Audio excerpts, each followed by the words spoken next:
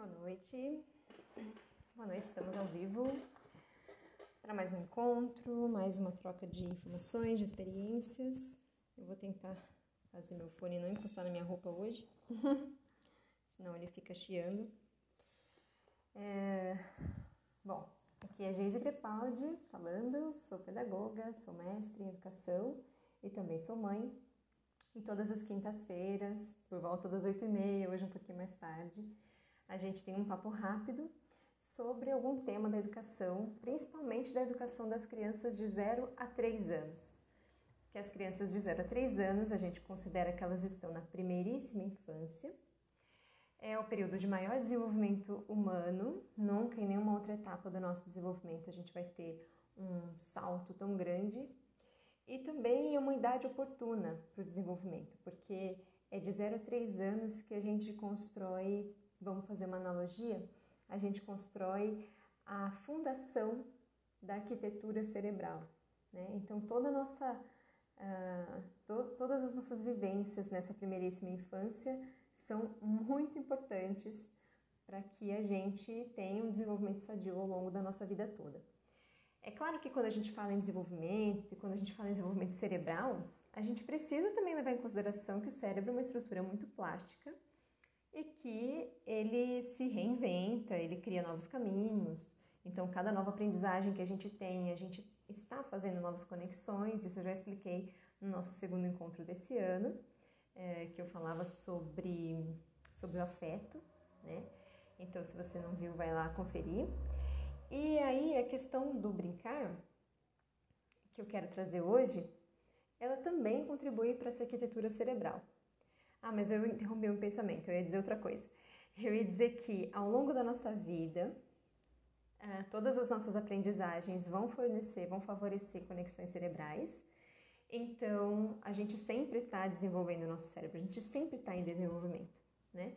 Mas acontece que se a gente não cuida... Boa noite, Mari!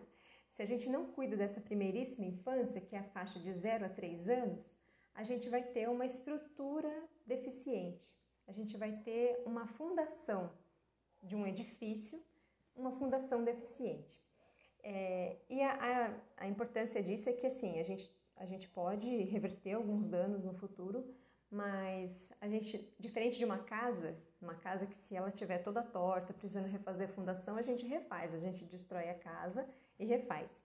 Mas o cérebro não. Então a gente vai ter sempre algumas sequelas de um desenvolvimento ruim, né? Então hoje o nosso bate-papo, um papo rápido, vai ser sobre brincadeiras. E eu quero começar trazendo um pouco a definição de brincadeira, né? Porque brincadeira, diferente do que algumas pessoas pensam, né? Tem gente que fala assim, eu bolei uma brincadeira para os meus alunos. O professor principalmente faz isso, porque a gente tem muita informação, né? E a gente tem várias ideias, então a gente faz uma brincadeira para as crianças.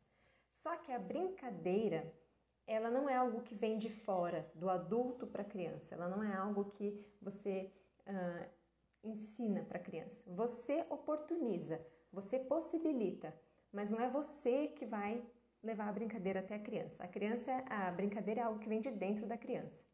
Por quê? Porque a brincadeira exige como base a liberdade.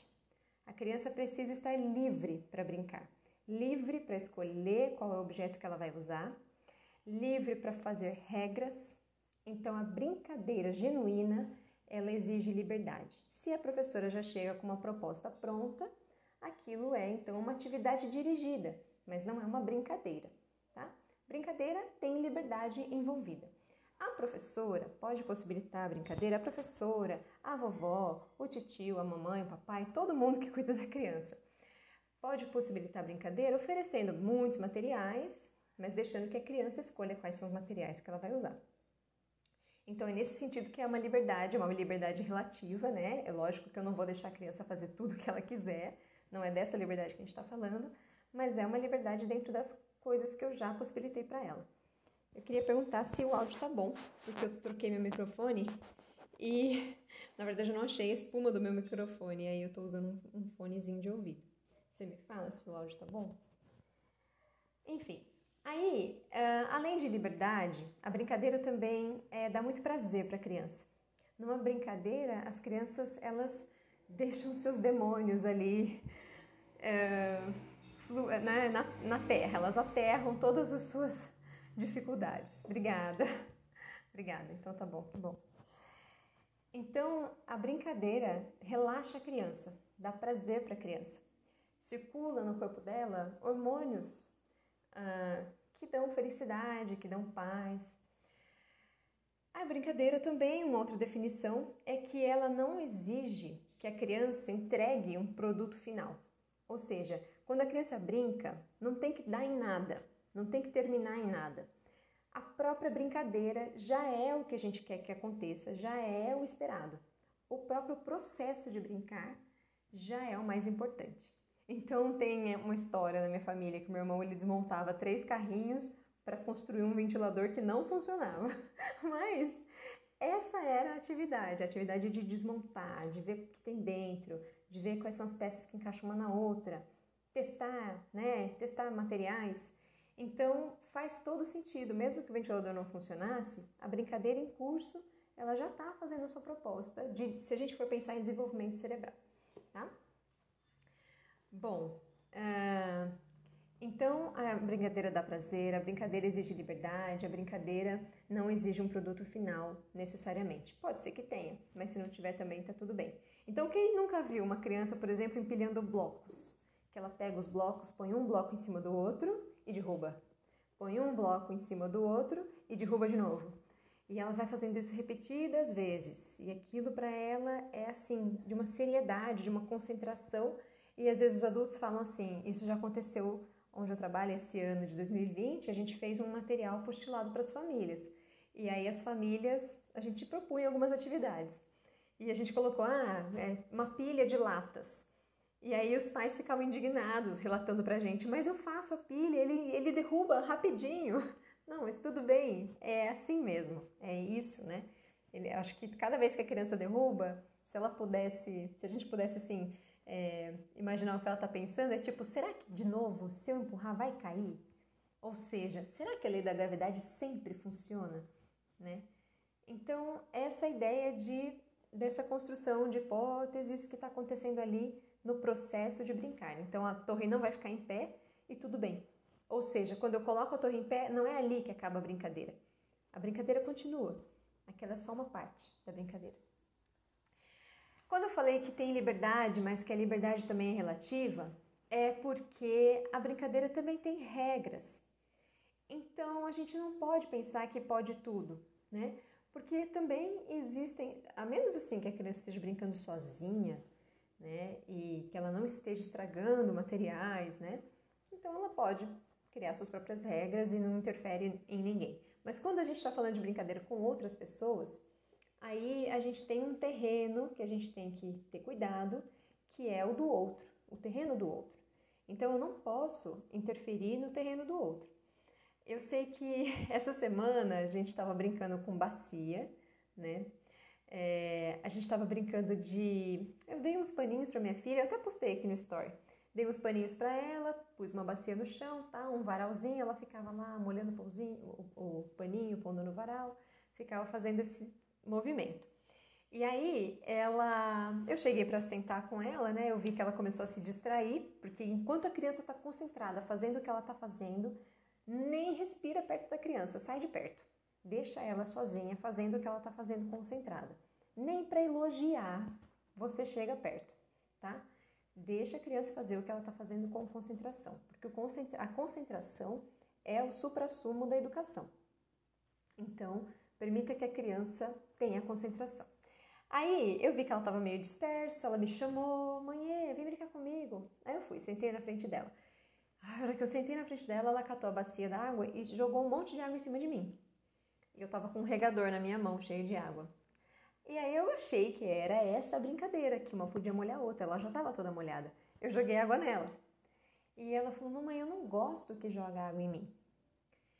Então veja, né? A brincadeira também é esse espaço de criação de regras, de limites, de interferir na vida do outro.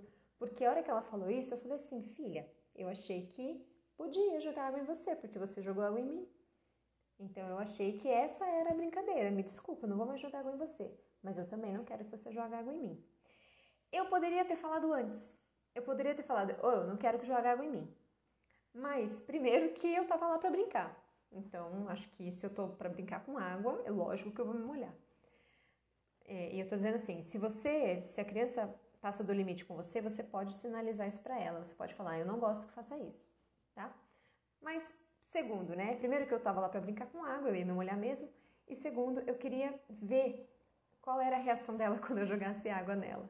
Se ela ia dar risada, se ela ia me xingar, se ela não ia gostar. Pra gente, então, avançar nesse diálogo, eu e ela, né? Então, as regras, elas também estão dentro da brincadeira. Deixa eu ler um comentário aqui. E quando a criança nunca aceita perder? Ela é sempre o vencedor. Ótima pergunta, Mari. Essa também é uma oportunidade dela aprender, porque na vida a gente perde às vezes. Na vida tem muita frustração. Muitas vezes a gente não consegue o objetivo que a gente tinha em mente. Então, se a criança não sabe perder, primeiro respeita a frustração da criança. Digamos que você está brincando com uma criança. Aliás, deixa eu só falar uma coisa antes disso. Quando você brinca com a criança, por mais que ela seja café com leite, você pode brincar do seu jeito de adulto, né? E você pode fazer a brincadeira normal, sem deixar ela ganhar, sabe? Aí entra essa parte que é bem importante de acolhimento, de conversar. Então deixa que a criança expresse a sua indignação, a sua frustração, sua tristeza, né? Não entendi o que você escreveu. Que houve? Eu travei? Eita, travou o áudio? Até que parte será que você entendeu? Até que parte você conseguiu escutar, será? Bom, eu vou começar então de novo, tá bom? Então, quando a criança nunca aceita perder e ela sempre quer ser vencedora. Me avisa se travar de novo. A ideia é que a gente aproveite essa oportunidade para que a gente acolha a criança, né? Então, ela vai ficar frustrada. Se você puder me sinalizar que eu voltei, eu vou esperar você, senão qualquer coisa eu saio e entro de novo. Bom, beleza, então tá dentro. Então a criança ela vai sinalizar que ela está descontente com aquela situação, ela vai ficar frustrada, triste, chateada, ela pode chorar. Você permite que ela se expresse, que ela fique triste, emburrada, chateada, não sei o que e tal. E aí você respira fundo e chega na criança e conversa. Fulano, o que aconteceu? Né? Aí a criança vai falar. Eu tô chateado porque eu perdi. Tudo bem, vamos jogar de novo? No jogo é assim, a gente um dia ganha, outro dia perde. Eu já perdi uma vez. Você conversa com a criança, você acolhe isso da criança. Eu também perdi uma vez, mas foi legal, porque aí eu aprendi onde é que eu tô errando. E aí eu consigo agora saber melhor esse jogo. Então vamos jogar de novo? Né? Chama a criança para mais uma rodada. Ou então você pode falar para ela, mas é assim que as coisas são, quando tem duas pessoas competindo, uma vai ganhar, outra vai perder, né? Faz parte. Depende também da idade da criança para você travar esse diálogo, né? Se você quiser me falar, contar um pouco mais uma situação real. E se você quiser me contar quantos anos tem a criança, às vezes é mais fácil para eu até exemplificar. Mas eu acho que assim, jamais você deve, para não deixar a criança triste, para não deixar a criança frustrada, você vai então sempre deixar ela ganhar. Não, isso é péssimo para o desenvolvimento da criança, isso é péssimo, sabe? Mas mostrar para ela o lado bom de perder, porque tem um lado bom de perder. Geralmente as pessoas ficam muito assim, interessadas em aprender de novo, para aprender novas regras, novos macetes para não perder. 5 anos? 5 anos. 5 anos já dá para ter um bom diálogo com a criança. Já dá para conversar super bem, explicando que às vezes a gente ganha, às vezes a gente perde. Fala da sua experiência. Eu também já perdi uma vez num jogo que eu gosto muito. Ou sei lá, perdi até outras coisas, né? Não sei, perdi um objeto que eu gosto e fiquei triste no começo, mas depois passou, eu vi que nem precisava tanto assim daquilo. Ou então você fala assim, ah, é verdade, você perdeu, mas você não perdeu nada, né? A gente não tá apostando nada.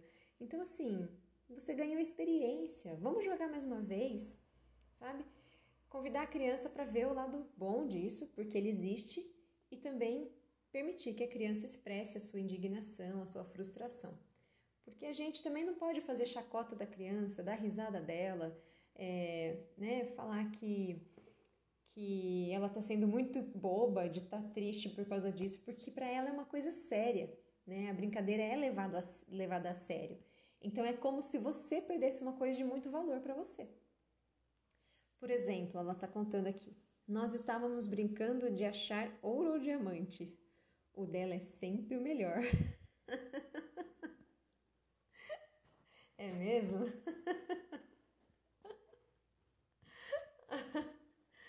Certo. Então, eu acho que é complicado, né? Tem uma questão também que é de humildade, né? Mas ao mesmo tempo também as crianças gostam muito dessa coisa assim, do superlativo, sabe? Era grandão, ah, o meu também era grandão, o meu era o maior de todos, não, o meu é o maior do universo, o meu é o maior. Né? Elas vão. Mas. Mas eu acho que é isso, né? Mas eu acho que essa conversa, ela é legal, sabe? E é legal também você apontar. Olha só, você percebeu que sempre que a gente brinca, só você que tem as coisas boas, só o seu que é legal? Desse jeito eu não vou querer brincar. Sabe por que eu tô falando isso? Porque assim, por mais que a gente ame muito a criança, a gente tem uma relação com a criança que é uma relação de muito carinho, uma criança muito especial pra gente, a gente Oi Aline, que bom que você veio. A gente tem uma relação de carinho com a criança. A gente não quer que ela sofra, que ela se frustre. A gente não quer. Porém, infelizmente, essa não é a realidade que ela vai encontrar lá fora. Então, durante um jogo, durante uma brincadeira, se você de verdade está se sentindo incomodado, porque se você não estiver se sentindo incomodado, tudo bem. Toca o barco, brinca com a criança, deixa ela se expressar do jeito que ela quiser, que o meu diamante é maior, que o meu ouro é maior. Tudo bem. Isso tá te incomodando mesmo? Então fala. Isso tá te incomodando? Olha, filho, neto, sobrinho, sei lá com quem eu tô brincando, aluno. O jeito que você tá brincando eu não tô gostando. Sabe por quê? Porque parece que a gente tá aqui competindo, não precisa disso, né? Então, fala, sabe? Assim, eu não quero brincar, tá bom? Se for assim, eu não vou querer brincar, não. Sinalizar isso, eu acho que é legal você sinalizar isso. Porque essa conversa é uma conversa bem interessante de ter com as crianças. Uma conversa que diz, olha, você não é o centro do universo. Você tem o seu querer, eu tenho o meu querer.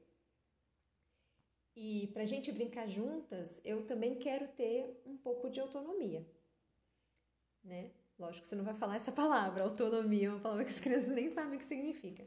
Mas eu também quero poder participar. Eu também quero fazer as coisas de um jeito que eu acho legal. Então, se a gente for para brincar assim, eu quero brincar, senão eu não vou querer brincar mais. Né? Jogar real com a criança, tá? Oi, Carol. Bem-vinda.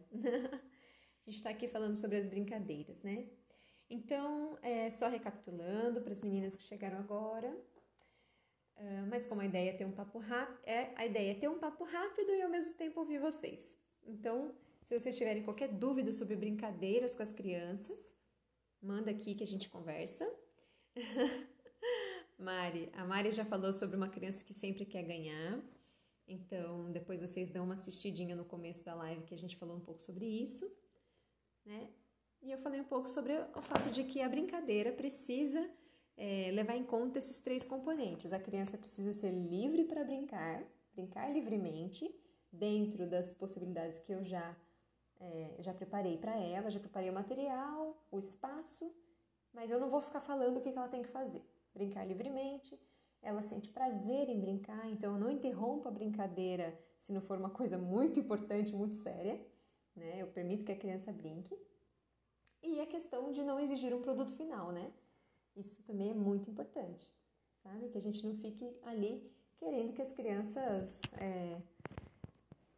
ofereçam pra gente, ou então a gente fica julgando a criança que não trouxe um produto final. Ah, mas você não fez nada, né? Não, ela brincou. Então, eu queria saber dúvidas de vocês, lembrar também que a brincadeira está na lei, é um direito das crianças, né?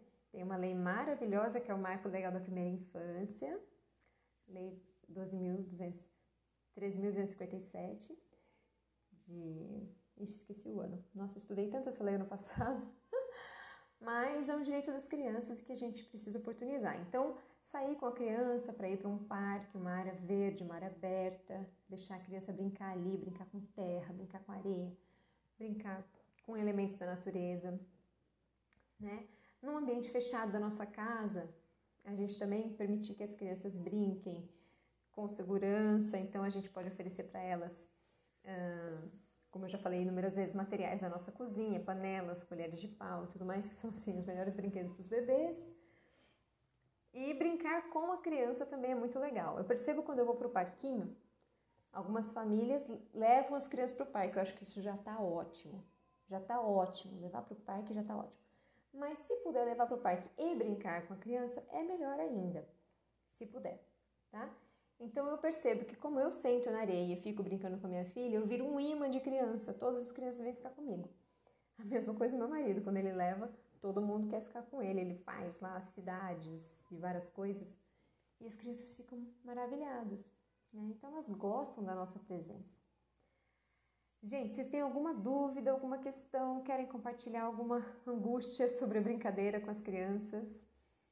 Vamos conversar um pouco. Como eu falei na nossa live da semana passada, o mais rico disso tudo é poder conversar com vocês, ouvir vocês um pouco, porque assim eu também aprendo, né? Consigo refinar argumentos, estudar um pouco mais. É bem diferente de gravar um vídeo e só postar esse vídeo e não ter interação com ninguém. E aí, se vocês não tiverem nenhuma dúvida, nenhuma questão, a gente pode encerrar esse papo rápido. Deixa eu ver o que a Mari falou. Hoje eu brinquei dentro de casa com 2 crianças. Nós fizemos até perfume. É muito legal, né? A imaginação das crianças é muito legal, gente. É assim um negócio para você realmente explorar mesmo. Nossa, quase que eu tô indo embora sem falar uma coisa muito importante. Muito importante.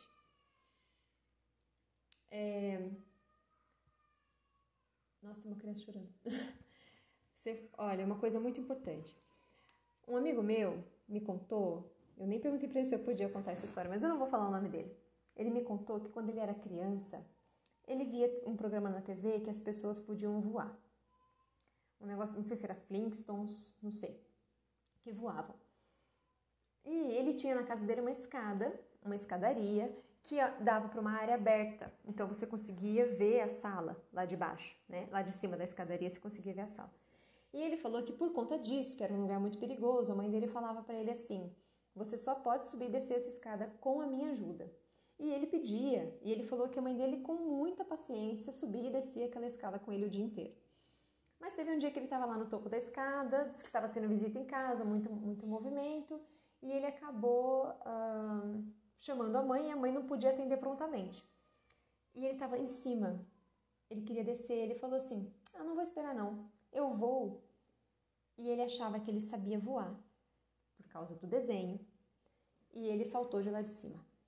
E ele se quebrou inteiro.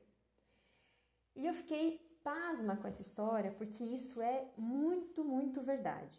Quando as crianças, a Mari lembrou aqui da imaginação das crianças, e aí a gente vai fazer uma distinção entre uma imaginação, que a criança sabe que aquilo não é possível, mas é uma imaginação, então ela entra no lúdico, na brincadeira.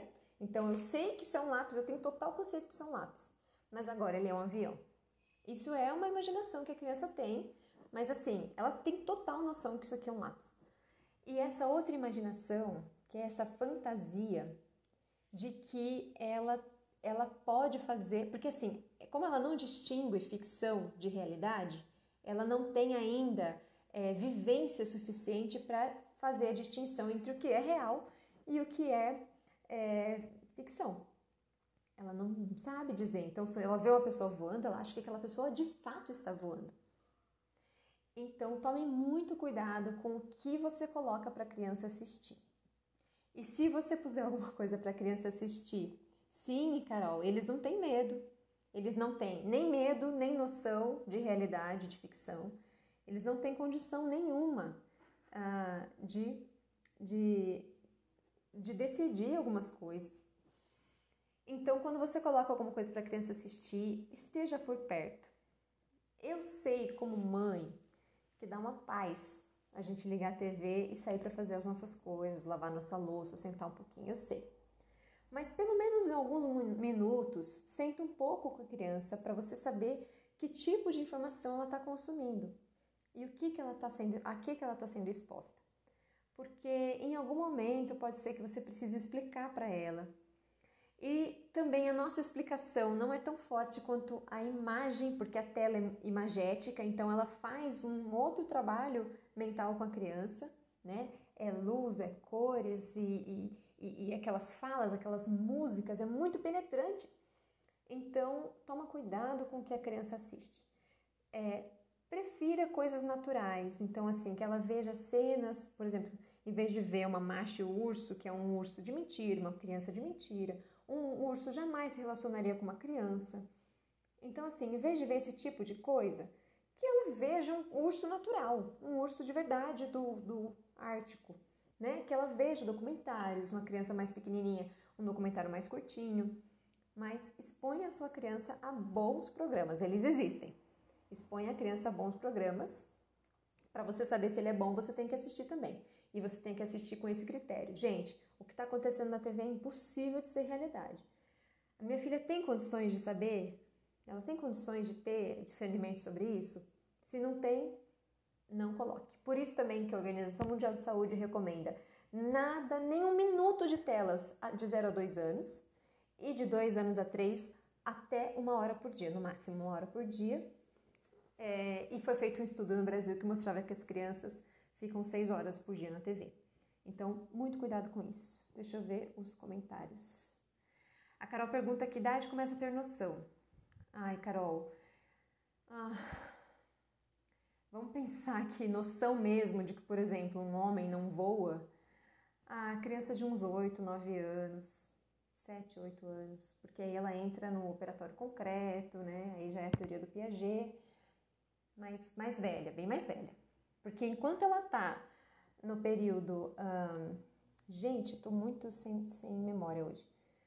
A gente tem o primeiro período que é de 0 a 2 anos, é sensório motor. Então a criança de 0 a 2 anos, ela apreende o mundo pelo movimento e pelos sentidos.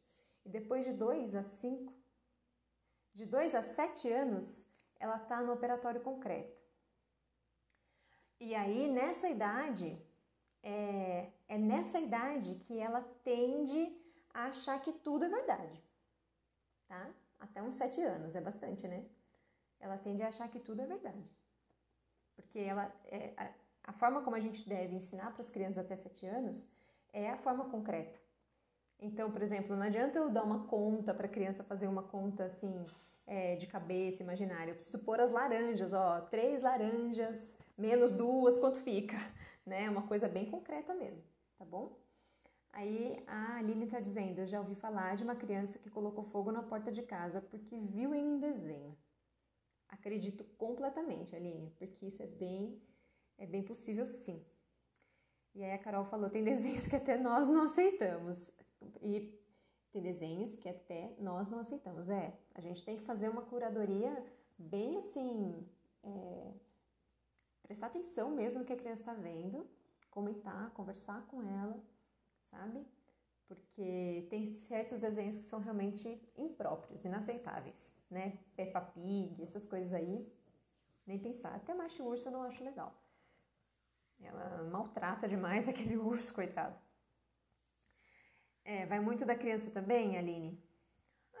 Sim, claro. Sempre que a gente pensa em ciências humanas, a gente está pensando que nada é determinado.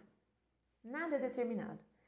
Se eu estiver pensando, por exemplo, numa família, né? Por exemplo, a minha família, nós somos em 3 crianças, 3 filhos, né? Meus pais tiveram 3 filhos. Nós 3 fomos expostos à mesma casa, à mesma cultura, à mesma comida, à mesma TV. Tipo, a gente tinha tudo igual. E nós 3 somos muito diferentes, né? Oi, Pedro, bem-vindo! E nós 3 somos muito diferentes. Então, quando a gente fala em ciências humanas, é isso. Cada pessoa vai responder de um jeito aos seus... A Pepa é mal criada, é verdade, Mari. A Pepa é muito mal criada. Cada pessoa vai receber os estímulos de uma forma e vai responder a esses estímulos de uma forma. Então, nada é determinado, depende da criança, mas não se recomenda, porque a gente sabe que as crianças de até 7 anos são mais concretas e então elas vão ter dificuldade de separar ficção de realidade. Elas vão ter dificuldade, não é por elas não serem tão despertas nem nada, mas é porque falta mesmo uma maturação cerebral para elas separarem, né? Então, não é só a teoria do Piaget que fala isso, tem outras teorias também, como por exemplo, olá Renata, como por exemplo a teoria do Rudolf Steiner, né? Que ele separa as fases do desenvolvimento infantil em blocos de 7 anos. E os primeiros 7 anos, ele diz assim que a criança considera o mundo imitável. O mundo para a criança de 7 anos é um mundo passível de ser imitável. Ou seja, tudo que eu vejo, tudo que eu experimento, tudo que as pessoas ao meu redor fazem, eu imito. Então, até os 7 anos, se eu estou vendo um Homem-Aranha voando, eu acho que isso é totalmente possível, né? É passível de ser imitável. Tá bom? Então, a gente tem que tomar bastante cuidado com as telas, né? E é isso, oferecer bastante brincadeira para as crianças gastarem energia.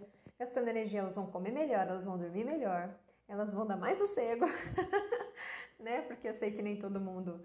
Eu sou pedagoga, eu adoro estar com as crianças, então para mim é maravilhoso. Mas eu sei que tem pessoas que, por não ter formação, por não gostar tanto de criança, não quer dizer que não goste do filho, mas não gosta de criança. Ué, fazer o quê? E aí a pessoa não consegue interagir com aquela criança, né? Mas eu acho que isso aí, a brincadeira também ajuda a gente a superar, né? Ajuda a gente a caminhar nesse sentido. Também uma outra coisa bem legal, bem interessante das crianças pequenas, é que de vez em quando elas propõem pra gente uma inversão de papéis. Não sei se isso já aconteceu com vocês me falam. Mas a minha filha vive me pedindo, vamos brincar agora que eu sou a mamãe e você é a Aurora? E eu aceito. Gente, tem cada coisa que eu faço que eu não concordo e que ela me mostra na brincadeira.